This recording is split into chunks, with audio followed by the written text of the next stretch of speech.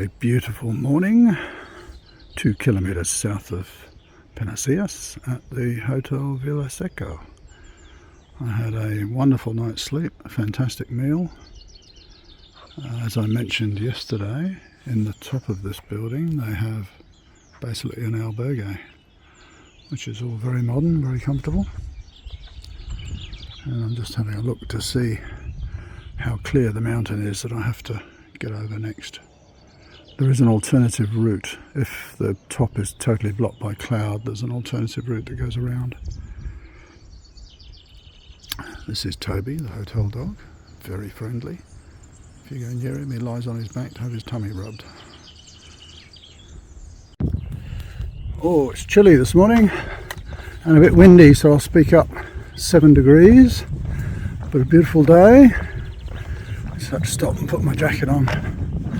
So, talking to the owner of the hotel, we reckon I should be able to get over the top today, in that, you know, it will be clear.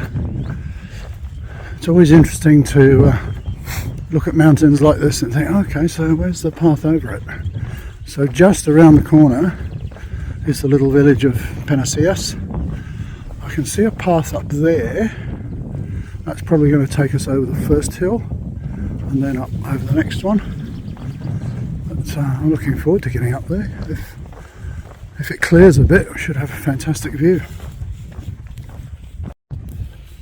So I was wondering a bit where I was going to get my second stamp today, because there isn't really much between here and Rodeiro.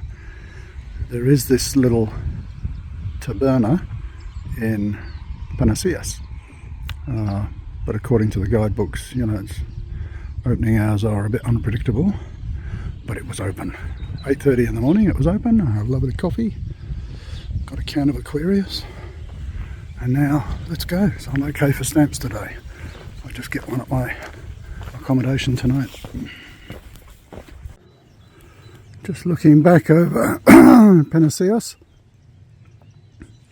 I think that white building over there is probably the hotel where I stayed. So it's a 400 metre ascent today. I would guess I'm about halfway up, but very clear. I hope it's clear from the top. What a great view. Apparently once on the top there are a few kilometres of walking beneath the wind turbines. That's alright, I've done that a few times.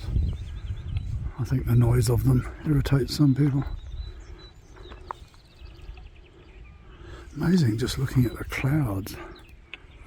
Now we've got these clouds close to us. You can sort of see them moving fairly quickly left to right. And then way in the distance, let's zoom in a bit. There's some lower clouds over there, just dipping down. So the wind's picking up a bit and it's starting to feel pretty damp. Oh yeah, this cloud base is only 50 feet or so above me. So I think what I'll do, given the fact that it's fairly cold, it's 7 or 8 degrees, and it's going to be getting a lot damper, possibly wet, I'm going to put my rain pants on. I've already got the jacket on, but I'll get ready for colder, wetter conditions. It's just me being overcautious always. I mean, it's kind of the way that I was taught in my previous life. So we're going to be up there on a remote mountain track on my own. You know, there's no reason to be getting wet and cold, so you've got to be aware of the risks of hypothermia and that kind of stuff. So getting my hiking stuff wet is not a good idea, so I'll get the rain gear on now. Let's just do that before we start heading up.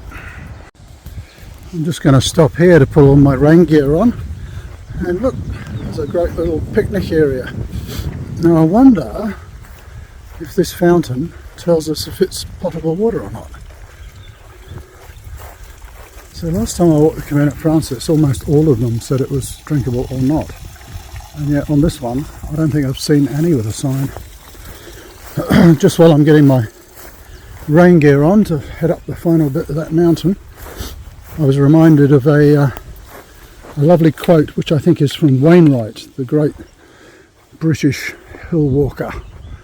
And he said, "There's no such thing as bad weather, only bad clothing." So I think, yeah, that's a really great saying, and I'm going to get on the right clothing so that when I go over there, whatever hits me, I'm going to be perfectly comfortable and safe. All right.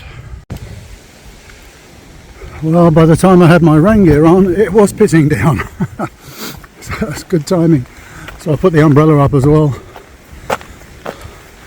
So all good, nice and warm and snug and dry now. I think what I might do, I like to set myself little targets. I think when I get up this next hill, and there's that forest at the top, I might see if there's a dry spot there and stop for a chocky bar and a drink. Nice to get out of the weather for a bit. But so far so good. Conditions aren't that bad. It's just a bit cold and a bit wet. But as long as I keep moving, we'll be good. I should add, in case someone is going to comment on this, I do have warmer clothing in my pack. So I'm well prepared to walk in this weather. So there we go. This is the sanctuary of Our Lady of the Lighthouse. I'll have to read more about that. And it's worth the climb up here. It's a nice space, and it's terrific views. It looks like over on that hill there's either some sort of weather station, radio station, or maybe it's a control station for the wind farm. This looks like an information board over here. Let's go have a look. Alright, the board there tells us it was built in 1632 and was later demolished by the Bishop of Lugo, but then rebuilt. There we go. Oh, a little bit of sun now. I'll head back down the roadway and we'll get back onto the Camino. Well, the weather is changing again. We had a little bit of sun on the top of Monteferro. Big black clouds coming now, and I'm going to be heading out along that ridge where all the wind turbines are.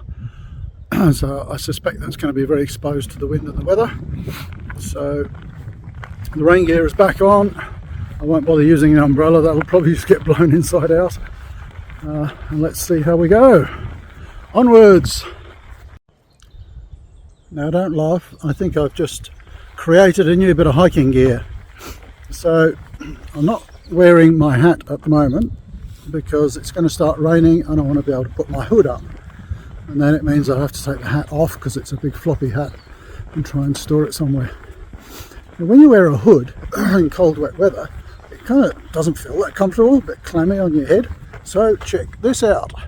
The good old knotted handkerchief, I reckon, will provide an added level of comfort when I have to put the hood on.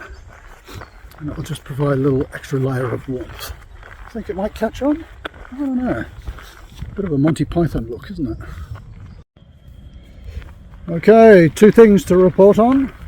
One, the knotted handkerchief under the rain hood works really well. Makes it a little bit warmer and more comfortable. The other thing is the walk down the crest beneath the windmills, the wind generators, the wind farm, whatever, is actually very pleasant. It's a nice track, you've got a great view all the way. I know some people said it was monotonous and all this kind of thing online. Well, I see, you got the wind turbines just up there, but it's a great track to walk on. You've got a lovely view out to the right hand side. I'm lucky today that the weather's actually coming from my left, so I'm sheltered from all that weather. I mean, if I have to come down off a 1,000-metre mountain, this is the sort of track I'd like to walk on. Some of the ones that I've come down the last few days were a bit of a killer on the knees. This is great. Yeah, I can hear the wind farm, but it's not that much of a bother. So we're down below the cloud base again. I imagine, I think we come to the end of this crest and then we kind of do a bit of a left turn down through a few villages to Rodeiro.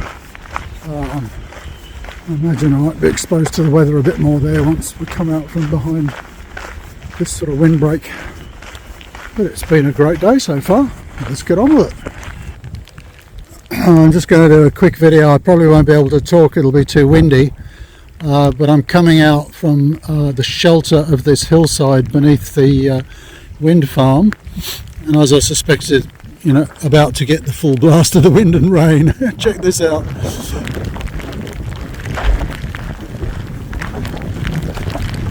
They tell me this phone is waterproof. I hope so. Yeah, this is full on, like 30 knots of wind right in the face.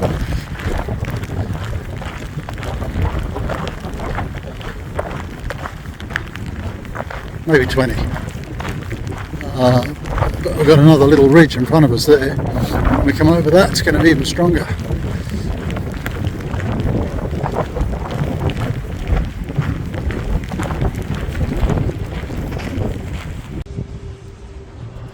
Just coming out directly under the wind farms. The Camino track was there. Can you hear the turbines?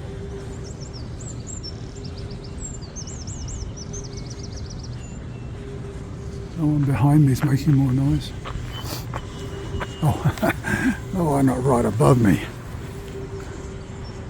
Right there.